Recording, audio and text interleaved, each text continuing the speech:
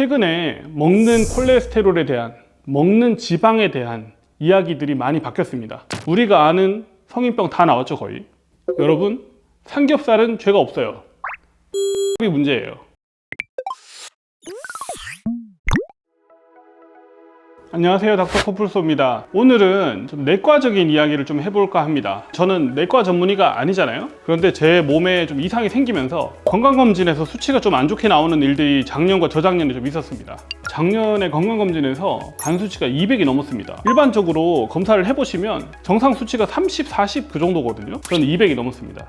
200이라고 금방 어떻게 되진 않아요. 하지만 지방간이 굉장히 위험하다는 건 알고 있죠. 나중에 간 경화가 될 수도 있고 이게 간암으로 발전할 수도 있기 때문에 결국에 교정을 했어야 됩니다. 제가 치료 안 하고 그냥 계속 200으로 살 수는 없잖아요. 그럼 나중에 간이 다 망가질 텐데. 지방간의 이제 중요한 원인 중에 하나가 이제 알코올성 간 질환이란 말이에요. 근데 제가 사실 술을 좀 즐겨 합니다. 그러면 이제 술을 끊어야 되잖아요. 알코올이 제일 흔하다고 알려져 있으니까. 근데 술을 그냥 마냥 끊기는 좀 이해가 돼야지 술을 탁 끊을 수 있겠죠. 그래서 공부를 했습니다. 통계를 먼저 찾아봤는데 알코올성 간 질환으로 최근에 진료보는 사람들은 1년에 10만 명이 조금 넘었습니다. 그런데 알코올을 안 먹는 사람들 40만 명이 넘었어요. 알코올 때문에 다들 지방간 생긴다고 많이들 알고 계실 건데 술을 옛날만큼 많이 안 먹는 추세가 있어서 그렇다고 얘기합니다. 근데 알코올을 먹지 않는 사람들이 지방간이 생기는 거는 계속 늘고 있습니다. 40만 명, 굉장히 많죠. 그럼 저는 그러면 일단은 술을 조금 조절을 하고 알코올을 안 드시는 분들이 지방간이 생기는 이유를 교정을 하면 내 간 수치가 좋아지지 않을까 생각을 하게 되었고요. 그래서 찾아냈고 간 수치가 2달 만에 정상으로 돌아왔습니다.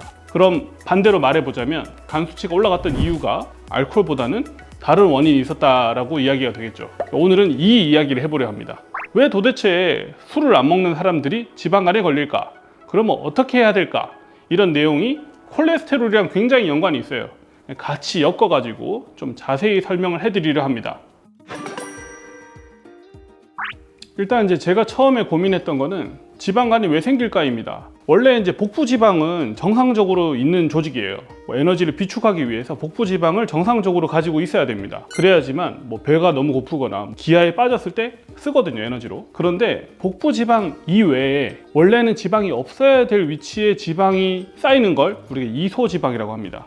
이소지방이 쌓이는 건 굉장히 안 좋은 신호예요. 왜냐하면 콜레스테롤이 남는다는 건데 그게 나중에 혈관벽에도 붙어버리고 그럼 두꺼워지거든요. 이거 우리가 플라크라고도 하는데 이게 터져서 혈관을 막기도 하고요. 단순히 또 혈관벽이 지방이 쌓이면서 두꺼워져서 딱딱해져서 혈관을 좁게도 만들고요. 그러면 심장이 혈관이 좁아질 수도 있고 여러 혈관들이 좁아지다 보면은 고혈압이 옵니다. 지방이 쌓이는 것들이 결국에 또 고혈압을 또 만든다. 이런 고혈압들은 결국에 수명을 줄여드리는 그런 역할을 하게 되죠. 그래서 이소지방이 굉장히 안 좋은 건데 그 중에 가장 중요한 지표가 또 지방간이라고 하는 겁니다. 제가 지방간이 생겼던 거죠. 그래서 그러면 어떻게 해야 되느냐? 콜레스테롤이 상승되지 않도록 막아야 되는 거예요. 근데 콜레스테롤은 우리가 알듯이 먹어도 생깁니다.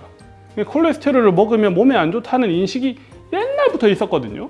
옛날에는 콜레스테롤 음식을 되게 먹지 말라 그랬어요. 계란을 2개도 먹지 말라, 3개 먹으면 큰일 난다 이런 식으로 얘기를 했었거든요. 물론 지금은 상식이 아닙니다. 이거 나중에 설명을 드릴 거예요. 그리고 더 중요한 두 번째가 있어요. 만들어내는 콜레스테롤이 있습니다. 콜레스테롤을 피로로 인해서 아니면 어떤 호르몬 때문에 만들게 됩니다. 이게 굉장히 중요해요. 제가 했던 건 이 두 번째를 조절하는 거였어요. 우리 몸에서 콜레스테롤을 만들기를 조장하는 호르몬은 바로 인슐린입니다. 인슐린이 작용을 하게 되면 콜레스테롤 대사, 내인성 콜레스테롤 대사가 생겨요. 몸에서 만든다 이거죠. 그래서 콜레스테롤이 마구마구 생기게 됩니다. 그런데 이런 인슐린을 분비하게 만드는 원인은 도대체 뭘까요? 처음엔 당, 설탕 같은 당이죠. 들어오면은 당이 팍 올라가면서 인슐린이 막 나옵니다. 당 조절을 해야 되기 때문에. 두 번째 중요한 건 예전에도 얘기를 했었는데 탄수화물입니다. 탄수화물이 들어오면 결국에는 인슐린이 올라가게 돼 있습니다. 무조건. 인슐린이 계속 높게 유지가 되다 보면 첫 번째 당뇨가 생깁니다. 두 번째 고지혈증이 생깁니다. 세 번째 지방간이 생깁니다. 그러면 저는 어떻게 해야 될까? 탄수화물을 줄이는 방법밖에 없었다. 탄수화물을 극단적으로 줄이고 제가 좋아하는 음주를 같이 한번 해보자. 나한테 도대체 지방간의 원인은 뭘까? 음주냐? 탄수화물이냐? 물론 제가 사람들한테 술을 먹으라고 하는 얘기는 아닙니다.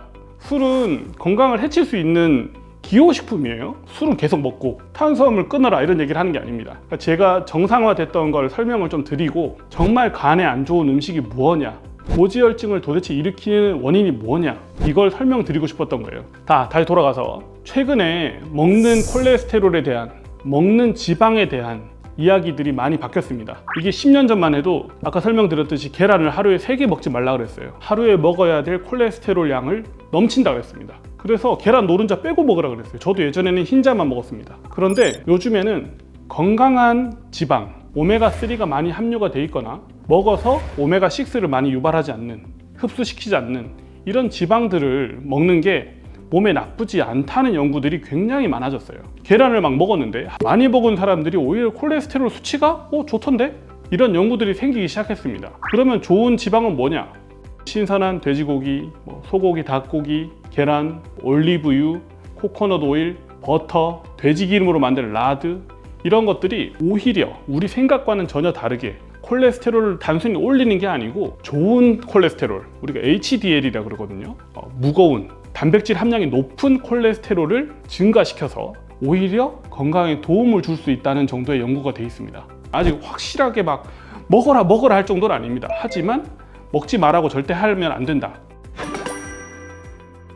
그러면 이제 탄수화물로 와야 됩니다. 탄수화물을 섭취를 과하게 먹기 시작하면은 우리 몸에서 굉장히 안 좋은 중성지방이 마구마구 생겨납니다. 그걸 TG라고 하는데, 중성지방이 올라가면은 이건 정말 심장, 혈관 이런 건강에 굉장히 안 좋은 영향을 준다고 이미 연구가 다 되어 있는데, 탄수화물이 오히려 지방을 막 만드는 역할을 하더라. 왜? 인슐린이 분비가 되니까 몸에서 막 만들어냅니다.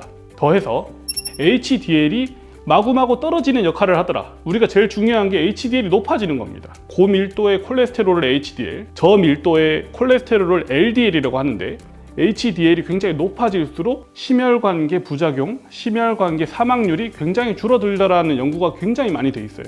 탄수화물을 먹으면 이 HDL이 감소하면서 이 비율이 망가져요. 그래서 제가 이제 생각을 했던 거는, 우리가 삼겹살집에 가서 삼겹살을 막 먹으면서 기름이 막 나오잖아요. 기름을 좀 빼고 먹어야지 좋지 않을까 이런 생각도 하고, 그러면서 이제 또 소주 전 좋아하니까 소주를 막 먹죠. 소주는 내 간에 안 좋은 게 아닐까 이런 고민을 막 했습니다. 그 다음에 마지막에 볶음밥을 막 먹습니다. 사람들끼리 막 모여서 김치볶음밥을 막 만들어 먹는데, 이 세 가지 중에 내 몸에 제일 해로웠던 게 뭐일까? 라고 지금 고민을 해보면 제 생각엔 이제는 볶음밥인 것 같아요. 볶음밥으로 인해 발생한 고혈당이 인슐린을 분비를 시켜가지고, 그러면서 콜레스테롤이 막 올라가가지고 지방이 축적이 되고 혈관벽을 막 두껍게 만들고 뱃살도 늘어나고, 이런 역할을 제일 많이 했던 게 뭐다? 삼겹살 먹을 때 먹었던 볶음밥일 거다. 현대의 성인병을 일으키는 가장 중요한 요인은 당과 탄수화물입니다. 당뇨, 고혈압, 고지혈증, 지방간, 이거를 많은 사람들이 가지고 살고 있는데, 이 원인이 당과 탄수화물. 우리가 아는 성인병 다 나왔죠, 거의. 성인병이 걸리기 싫으면 어떻게 해야 된다? 탄수화물을 극단적으로 줄여야지만 나이가 많이 들어서까지도 예방할 수 있을 거다. 일부 지방 대사가 비정상인 분들은 제가 설명드린 것만큼 이렇게 고기만 많이 드시면은 오히려 콜레스테롤이 망가지는 경우도 있어요. 일부 사람들의 경우에는. 하지만 대다수의 사람들은 탄수화물을 극단적으로 줄이고 지방과 채소 위주의 식단을 하더라도 좋아지더라는 게 결론입니다. 제가 설명드린 대로 한번 실천해 보시고 내 성인병에 대한 수치가 좋아지는지 한번 확인할 수 있는 기회가 되셨으면 좋겠어요. 왜냐하면 저도 좋아졌거든요. 여러분, 삼겹살은 죄가 없어요. 볶음밥이 문제예요. 삼겹살 드실 때 죄책감 느끼지 말고 맛있게 드시기 바랍니다. 오늘도 아프지 말고 편안한 하루 되셨으면 좋겠습니다. 감사합니다.